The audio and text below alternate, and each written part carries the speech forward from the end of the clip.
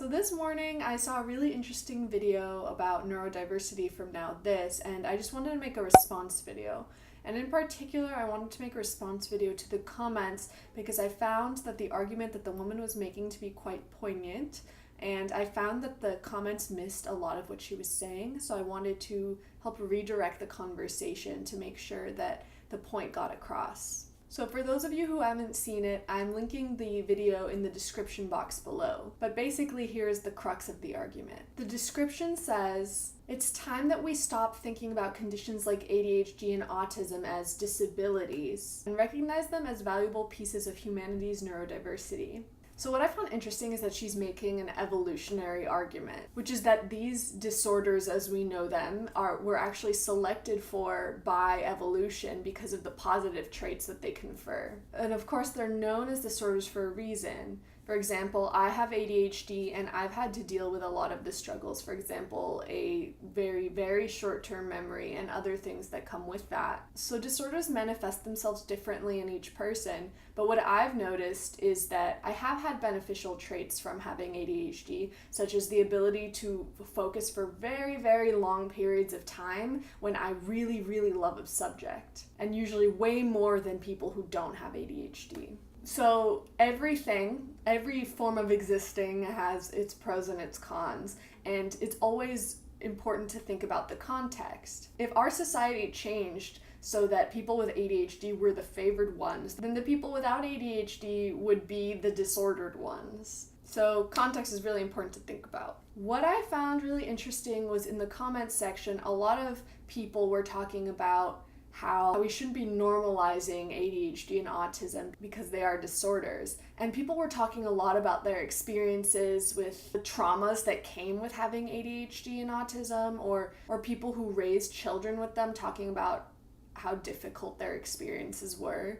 And I don't want to invalidate anything they had to say, everyone has a different experience, but I think that they were kind of missing the argument because not many people have actually a good idea of how evolution works. I feel like a lot of people thought that she was having a very romantic view of ADHD and autism, and that she was saying we just need to accept these people as they are and everything will be fine. And I don't think that's what she was saying at all. A lot of people were talking about the very, very negative impacts of the disorder that it's had on people's lives, and how very severe forms of the disorders really do impact the lives of the people who have it and the lives of the people around them. However, I think these arguments miss the point that she was making. If something is evolutionarily selected for, it doesn't mean that everything about it is perfect and advantageous in every situation. It doesn't mean that there's no issues with having a particular trait. It just means that there is something about it that is advantageous given the environment and the context around us.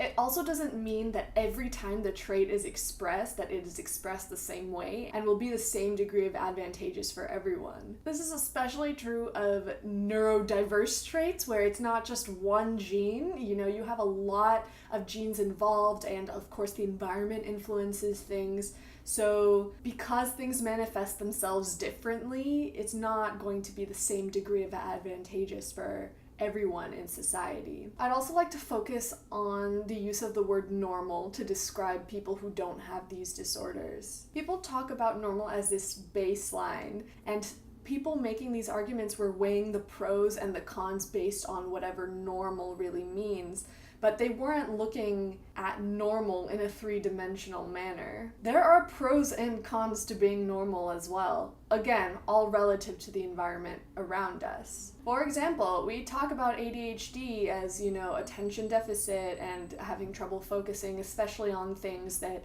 you don't really care about, losing focus in social situations, things like that. We also talk about hyper-focusing and the amazing gift of creativity that often comes with ADHD. Again, this does not mean that everyone who has ADHD has these particular manifestations. I'm just speaking from my experience.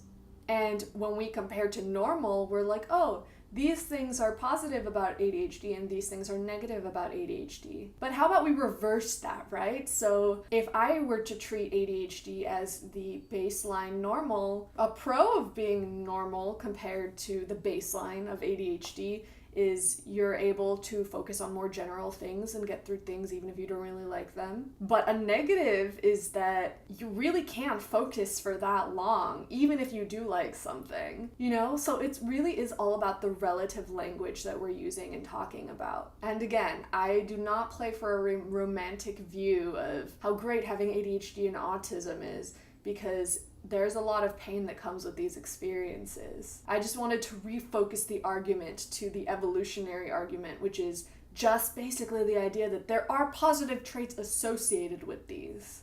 Any positive traits that could be selected for, despite the negatives. So yeah, I just wanted to quickly weigh in. I'd love to hear your thoughts on this, especially with regards to the actual argument that she was making about evolution and perhaps why these traits would have been selected for and are still in our population.